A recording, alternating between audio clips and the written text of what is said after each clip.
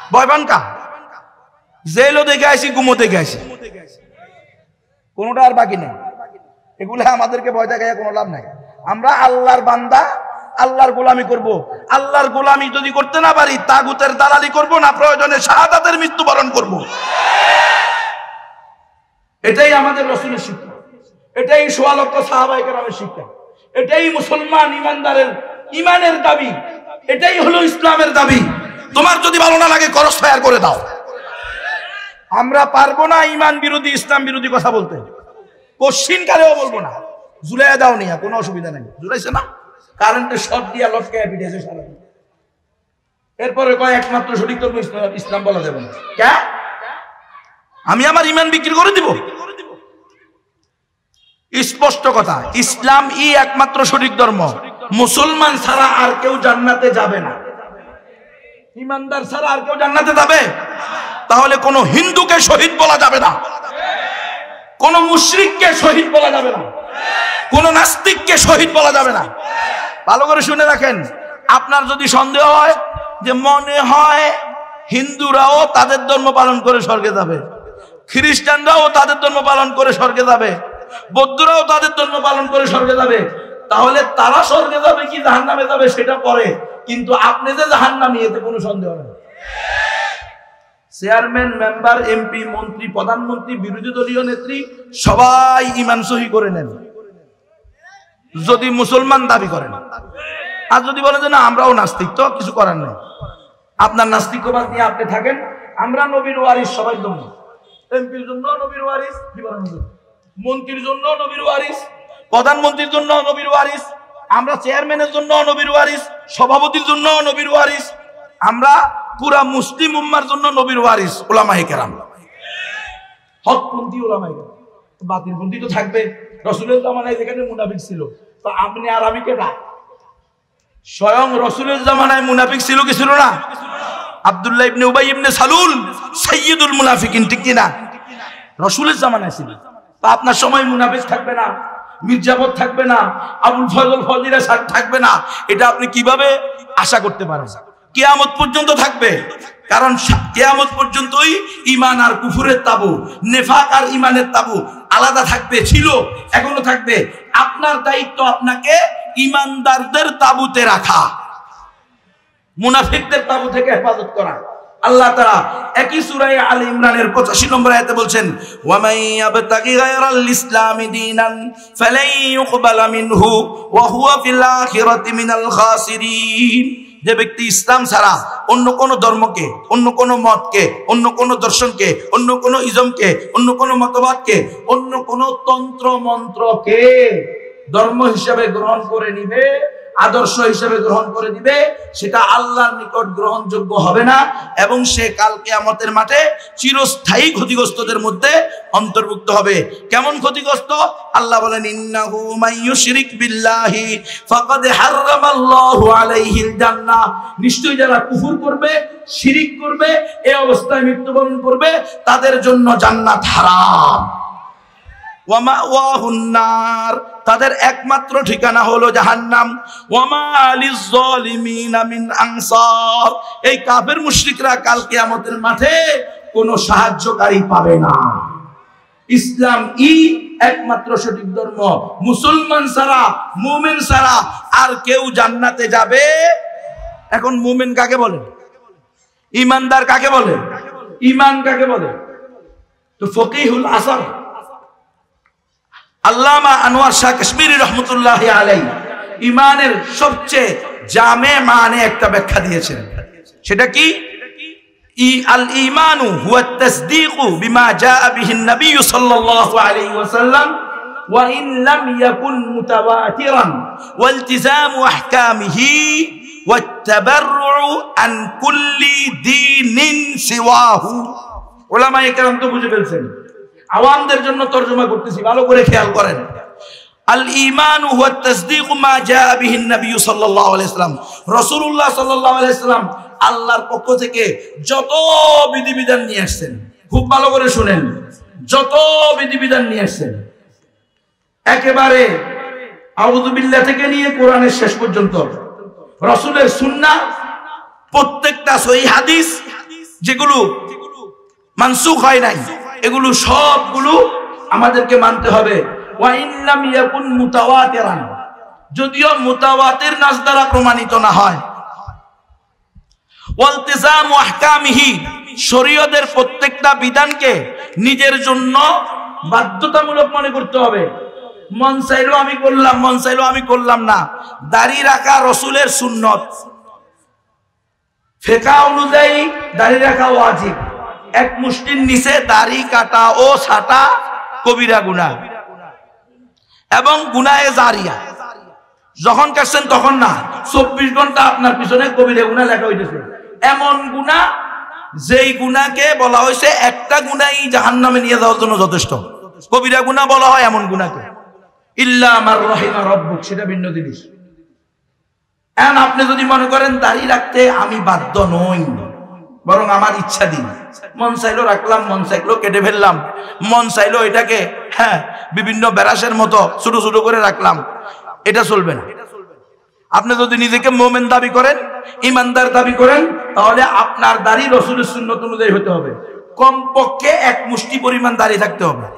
এক মুষ্টির নিচে দাড়ি কাটা ও ছাটা কবিরা গুনাহ। কথা বুঝতেছেন?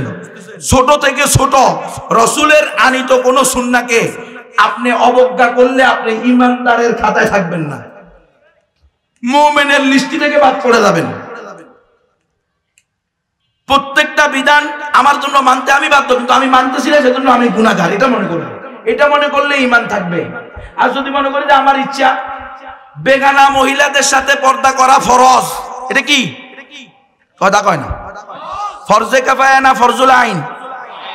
ফরজে আইন না? তাহলে এই বেগানা মহিলাদের সাথে, যে মহিলার সাথে সচরাচর দেখা দেওয়া আপনার জন্য অনুমতি নাই, তাদের সাথে যদি আপনি দেখা দেন তাহলে আপনি কবিরা গুনাহ করতেছেন, ফরজে আইন তরক করতেছেন। আপনি তওবা করা ছাড়া এই গুনাহ মাফ হবে না। তওবা করতে হবে, ওই গুনাহ ছেড়ে দিতে হবে, শর্মিন্দা হতে হবে। কিন্তু যদি আপনি এই দেখাশোনাকে জায়েজ মনে করেন তাহলে আপনার ঈমান চলবে না। এটাকে যদি আপনি হালাল করে নেন, বলেন যে অসুবিধা কি? ওয়ালতিজামু আহকামিহি ওয়াত-তাবাররু মিন কুল্লি দীনিন সিওয়াহু, এবং একমাত্র ইসলাম ছাড়া অন্য সকল আদিয়ানে বাতিলা তাদের থেকে আপনাকে সম্পর্কচ্ছেদের ঘোষণা দিতে হবে। কথা বোঝেন নাই? কোন ইহুদি খ্রিস্টানদের কোন মুরতাদদের ধর্মকে, আদর্শকে আপনি ধর্ম হিসেবে মেনে নেবেন, তাদের ধর্মের উপরে আপনি সন্তুষ্টি প্রকাশ করবেন, তাদের কুফরি শিরকি কাজ দেখে আপনি সেখানে বাধা দিবেন না। আপনার শক্তি থাকা সত্ত্বেও, আপনার জবান থাকা সত্ত্বেও, আপনাকে আল্লাহ তাআলা কলবে সালিম দেওয়া সত্ত্বেও যদি আপনি অন্তর থেকেও এটাকে বাধা দেওয়ার কোনো প্ল্যান না করেন, ওয়াযালিকা আযাফুল ঈমান, তাহলে আপনি ঈমানের সর্বনিম্ন স্তরকেও ডিঙ্গিয়ে বেঈমান হয়ে গেছেন। ঈমানদার হইতে হবে। তাহলে সকল বিধিবিধান আল্লাহর পক্ষ থেকে, আল্লাহ রাসূলের নিকটে যা আসে, এগুলো প্রত্যেকটাকে অন্তরের অন্তঃস্থল থেকে মেনে নিতে হবে। কথা বুঝতেছেন? প্রত্যেকটা বিধান। তাহলে মেয়েরা ফুটবল খেলবে, মেয়েরা ফুটবল খেলবে, ক্রিকেট খেলবে, এটা কি ইসলামে জায়েজ আছে না নাই? কথা কোন? ছেলে আর মেয়ে একসাথে পড়বে, জায়েজ আছে? মেয়েরা উপযুক্ত হওয়ার পরে, ছেলেরা উপযুক্ত হওয়ার পরে। নারী পুরুষ উপযুক্ত কয় বছরে হয়? 18 বছরে না? 18 বছর পর্যন্ত একটা মেয়ে শিশু নি। কথা কয় না? এটা বিশ্বাস করলে ঈমান চলে যাবে। কারণ আল্লাহ তাআলার বিধান, রাসূলের সুন্নাহ হলো একটা মেয়ে 9 থেকে 12 বছরের ভিতরে আকেলা বালেকা পূর্ণ প্রাপ্তা বয়স্কা হয়। 12 থেকে 15 বছরের ভিতরে একটা ছেলে আকেল বালেক পূর্ণ প্রাপ্ত বয়স্ক হয়।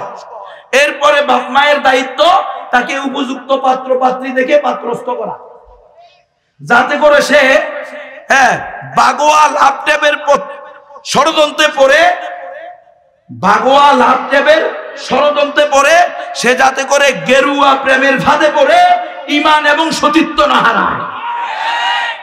আপনি বিয়ে দিবেন না আপনার মেয়েরে, তো আপনার মেয়ে ইসকন সদস্যের সাথে বাগোয়া প্রেমের ফাঁদে পড়বে। এই পড়ছে কি পড়ে নাই? আরে আমার তো পেরেশানিতে আমার আমার কলবের ভিতরে রক্তের ভিতরে আগুন জ্বলছে। ওই যে আপনারা এটিএন না টিভিতে একটা সংবাদ দেখছেন না, এটিএন টিভিতে একটা সংবাদ দিছে না, এক মুসলিম তরুণী এক হিন্দু লম্পটের খপ্পরে পড়ে 2 বছর পর্যন্ত ধর্ষিতা হয়েছে। কয় বছর রে? কথা কন আপনারা। আর মারলে আমারে মারবো, আপনাদের টেনশনে কি আছে? আপনাদেরকে যদি কেউ এসে ধরে বলে গুনুবেরে নিয়ে ঝুলাইয়া দাও, কোনো টেনশন নাই, মাইরা দিয়েন, যার মন চায় সে মেরা দিবেন। আমরা শহীদ হইতে চাই না, শহীদ বোর কোলে মরতে চাই না, আইসিইউতে মরতে চাই না, বুঝো নাই, বিছনায় ছটফট ছটফট করে মরতে চাই না। আমরা আল্লাহর জমিনে আল্লাহর দ্বীন কায়েম করার জন্য হক কথা বলবো। এটা যদি আল্লাহর দুশমনদের সহ্য না হয় তারা আমাদেরকে শহীদ করে দিবে, হত্যা করবে, আমরা শহীদ হয়ে যাবো ইনশাআল্লাহ। এজন্য বলি আমরা এটা বলতে আমি বাধ্য তো বাবা, নাহলে তো আমার জিহ্বা টেনে জাহান্নামের কেসি দিয়ে কাটা হবে। বাগোয়া ল্যাপটপ চলতেছে, গেরুয়া প্রেমের ফাঁদ চলতেছে, আমরা জানার পরে উম্মতকে সতর্ক করা এটা আমাদের ঈমানি দায়িত্ব, এটা নবুয়তি দায়িত্ব, এটা রিসালাতের দায়িত্ব। আল্লাহ রাসূল চলে গেছেন, নবী চলে গেছেন, কিয়ামত পর্যন্ত আর কোন নবী আসবে না, আর কোন রাসূল আসবে না, ঠিক কিনা? এই জন্যই বলা হয় কাদিয়ানীরা কাফের, কাফের, কাফের, জুনা বলে ও বি কাফের। কাদিয়ানীদেরকে যারা জেনে বুঝে কাফের বলবেন না, তারাও কাফের। এখন আপনি কি দল করেন না করেন সেটা আপনার ব্যাপার। আমরা কেন আন্দোলন করতে হবে? সংসদে আইন চাই, নবীর পরে নবী নেকা। সংসদে যারা নিজেদেরকে বড় বড় হযরত দাবি করে, শায়েখ দাবি করে, তাদের দায়িত্ব নাই? কথা বল না কা কিরে, সংসদে মুসলমান আসেনি না নাই? না তাহলে ওরা ঘোষণা দিয়ে দেখতে আমরা কেউ মুসলমান না। ভবিষ্যতে এটাও আসতেছে, এটাও দিবে, কারণ অলরেডি বলছে না আমাদের এখন আর মোল্লার দরকার নাই, আমরা এসপিরা ডিসিরা কি করে ফেলবো রে, জানাজা পড়াই বললাম না, পড়া সাহা জানাজা হয় না আর কি হয় এটা পড়ে না, বুঝে যাবো, পড়াও, তুমিও পড়াও, জানাজা পড়াইবে, ইমামতি করবে, খতিবগিরি করবে। এখন আবার শুরু হয়েছে কওমি মাদ্রাসার সভাপতি হইব বলে, দাওরা হাদিস মাদ্রাসার সভাপতি হবে ওনারা, বুঝছেন নি? আপনারা বসে থাকেন, চুপ করে থাকেন, যত চুপ করে থাকবেন তত আপনাদের পরিস্থিতি আন্দালুসের মতো হবে। যত চুপ করে থাকবেন তত আপনাদের পরিস্থিতি স্পেনের মতো হবে, কর্ডোবার মতো হবে। মুসলমান যত চুপ করে থাকবেন দ্বীনের পথে, ইসলামের পথে, আপনি কোরবানি করবেন না তো আপনার ছেলে মেয়ের গলা দিয়ে ছুরি যাবে। আপনি তো বুঝতেছেন না আমরা কেন বলতেছি। এক প্রজন্ম যদি কোরবানি করেন ইনশাআল্লাহ পরবর্তী প্রজন্ম তাদের ঈমান এবং দ্বীন সেভ হবে। কথা বলতেই হবে, আপনি না বলেও বলার কোনো উপায় নাই। আপনি কার গোলাম? আল্লাহর গোলাম। আল্লাহর যদি গোলাম হন এ কথা বলতে হবে। তোমরা যদি নিজেদেরকে মুসলমান দাবি করো তো তোমাদেরই দায়িত্ব সংসদ থেকে কাদিয়ানীদেরকে কাফের ঘোষণা করা। ওয়ালতিজামু আহকামিহি। রাসূলুল্লাহ সাল্লাল্লাহু আলাইহি ওয়াসাল্লামের ইজ্জত নিয়ে, মান নিয়ে, সম্মান নিয়ে যারা টানাটানি করবে তারা বাংলাদেশে অন্তত মুসলমান হিসেবে পরিচয় দিতে পারবে না। স্পষ্ট করে দেন। আমরা আমাদের দায়িত্ব পালন করতেছি, প্রত্যেকটা বিধান এমন। আমরা আমাদের মা বোনদেরকে সতর্ক করতেছি, মুসলিম উম্মাকে সতর্ক করতেছি। আমি তো আফসোস করতে করতে শেষ, কি পরিমাণ পেরেশানি রাখছে আমার কাছে আমি আপনাদেরকে বুঝাইতে পারবো না, কারণ বুক খুলে তো আর দেখানো সম্ভব না। আমি যখন দেখলাম ওই মেয়ে বলতেছে যে তার কাছে আমরা সাবলেট রুম ভাড়া দিছি, ও যে আমার বোনের সাথে অপকর্ম করছে এটার আমি অবশ্যই বিরোধী। মুসলিম বোন একজন মালাউন দ্বারা ধর্ষিত হয়েছে, এতে আমার রক্তক্ষরণ হয়েছে, এটাই স্বাভাবিক। কিন্তু তার চেয়ে বেশি কষ্ট লাগছে ওই মা বাবার প্রতি। তোরা কেমন মুসলমান, তোদের ঘরে বউ আছে, মেয়ে আছে, উপযুক্ত স্ত্রী, উপযুক্ত মেয়ে থাকতে কিভাবে একজন মুশরিকের কাছে সাবলেট ভাড়া দিতে পারলি? টাকাই কি সবকিছু? হ্যাঁ, সাবলেট ভাড়া দিয়ে চিন্তা করেন আপনি, সাবলেট ভাড়া দিছে নিজের ঘরের ভিতরে এক মালুরে, নিজের মেয়ে উপযুক্ত, নিজের বউ উপযুক্ত। কি মুসলমান? কিসে মুসলমান এটা? হ্যাঁ, আগে ওর বাপ মারে আধা ঘন্টা লটকে পিটান। ফাজিলের বাচ্চা, ফাজিলেরা মুসলমান দাবি করো, কিসের মুসলমান? তোমার ঘরে মুশরিকের তুমি কিভাবে দিলা একসাথে? সাবলেট বুঝলেন আপনারা? হ্যাঁ, একই ঘরে 3 রুম, 3 রুমের 1 রুম এক হিন্দুর কাছে ভাড়া দিছে, অথচ তার বউ আছে, তার মেয়ে আছে, এই মেয়ের সাথে এই ছেলে প্রেম করছে, এটা তো করবে না। শয়তান কইছে একজন যুবক আর যুবতী এক জায়গায় থাকলে তৃতীয় জন হইলাম আমি, বেড়াছাড়া লাগাই দিব। হুজুরের হইলো মাইন্ড বেশি, আমাদের হইলো ডন মাইন্ড। তো বউ কয় ড্যাম টিয়া, ডন মাইন্ড করে নিয়ে বন্ধুর সাথে বললো হাত মিলাই দিতে। পরে 1.5 বছর পরে 2 বছর পরে স্বামীর আর ভালো লাগে না, বন্ধুর লগে পালাইছে। তুমি যেরকম ডন মাইন্ড, তোমার বউ হইলো ড্যাম টিয়া। এবার বুঝ, এখনকার তোমার মেয়ে সাংবাদিকদের পিছে পিছে ঘুরে, আমাকে বিয়ে করবো কইরা বিয়ে করে না, তোর বিয়ে করবো কইছে বেআকল গাদা, বেহুদা, বেআকল, বেহিস, বেউনুভূতি, অমানুষ, অজাত, কুজাত। আমনে দুনিয়ার শব্দ দিল তো হকা দেয়, আমি তো পারতেছি না, পারলে 1000 টাকা। এলেমের কমতি আছে তো, আমার দুর্বলতা আছে। আপনারা দোয়া করবেন যেন আল্লাহ তাআলা এলেমে আমলে পূর্ণতা দান করে। আল্লাহ, মুসলমানের মেয়ে দর্শিত হইতেছে, আর ওই মুসলমান নিজের ঘরের ভিতরে হিন্দুর দাঁড়ায়, ইমান ইসলামের কোনো খবরই নেই। হায় হায় হায়, ওয়াত্তাবাররু আন কুল্লি দীনিন সিওয়াহু। মুমিন হতে হলে সকল আদিয়ানে বাতিলা থেকে সম্পর্ক ছেদ করতে হবে। তুমি তোমার সাথে এর সাথে দ্বীনের সম্পর্ক নাই, আদর্শের সম্পর্ক নাই, ইমানের সম্পর্ক নাই, বরং সে তোমার দুশমন। তুমি কি কারণে তাকে সাবলেট বাড়া দিলা? এক রুম 5000 টাকা নাই পাইলাই আর কি বেগরত মুসলমান রে। হ্যাঁ, আই হায় হায় হায়, নিজের ঘরে উপযুক্ত মেয়ে থাকতে আপনারা করবেন নি এই কাজ? ওয়াজ করতেছি এই জন্য, এখানে ওয়াজ করলাম, কালকে গিয়া আবার ভুলে গেলেন, আবার সেই হিন্দু বৌদ্ধ খ্রিস্টান ঐক্য জোটের সদস্য হইলেন। নাউজুবিল্লাহ। কোন কোন এলাকায় নাকি মোল্লারাও ইসকনের বিভিন্ন সেমিনারে যাইতেছে। ইন্টারফেইথ, আন্তধর্মীয় ঐক্য। নাউজুবিল্লাহ, নাউজুবিল্লাহ, নাউজুবিল্লাহ। এটা আন্তধর্মীয় ঐক্য কি রে? আন্তধর্মীয় সংলাপ। কি সংলাপ এটা? সব ধর্ম সঠিক, এটা বলা কেন? নাউজুবিল্লাহ। সব ধর্ম সঠিক এটা বলা যাবে না হুজুর? আপনি কি বলেন? বলা যাবে না? আপনি নাও সম্ভব হুজুর আরেকটা মেয়ে কি আনবে? সেদিকে আমার উপরে সেদিকে সেদিকে রে।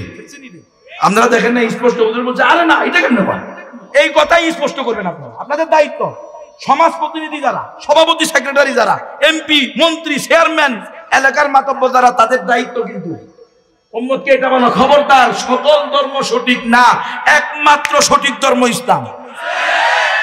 মুসলমান ছাড়া আর কেউ জান্নাতে যাবে, এই কথা উম্মতকে বলতে হবে। নাইলে ওই যে প্ল্যান যদি বলেন না, হুজুরদেরকে নিয়ে লটকায় পিঠায় বলতে হবে সব ধর্ম সঠিক। আন্তধর্মীয় সংলাপ শিখাইতেছে, সবার উপরে মানুষ সত্য, তার উপরে নাই কেউ, নাম দিছে মোব ফাউন্ডেশন। আসেনি না নাই? আহা, আমার মতো লেবাসদারি এক শয়তান ওখানে বক্তব্য দিছে, আমি যদি আমাকে এই মুসলমান দাবি করি তাহলে আমি মাত্র 150-200 কোটিকে সাথে পেলাম, আর যদি আমি নিজেকে মানুষ দাবি করি তাহলে আমি 900 কোটিকে সাথে পেলাম। তো আমি বলি তুই তোরে কুত্তা, শুকুর, ইন্দুর, বানর, তেলাবোকা, টিকটিকি, বেজি, হনুমান এগুলা ক, তাইলে অগণিত পাবি সাথে। বেরাজা, বেহায়া, বেশরম, বেহিস, বেউনুভূতি, অমানুষেরা, এরা টাকার কাছে বিক্রি হওয়া এক একটা জন্তু। খবরদার, খবরদার মুসলমান, আমার জান আমি আল্লাহর রাস্তায় দিয়ে দিছি। ওয়াকফ, আপনারা দোয়া করবেন যেন আল্লাহ আমারে কবুল করে। একমাত্র সঠিক ধর্ম ইসলাম। মুসলমান ছাড়া আর কেউ জান্নাতে যাবে না। এই যুব সমাজ, তোমাদের দায়িত্ব ঘরে ঘরে, বাড়িতে বাড়িতে, এলাকায় এলাকায়, ইউনিয়নে ইউনিয়নে, থানায় থানায় এইভাবে যুব কমিটি তৈরি করো, ইসলামের ব্যাপক প্রচার প্রসার করো।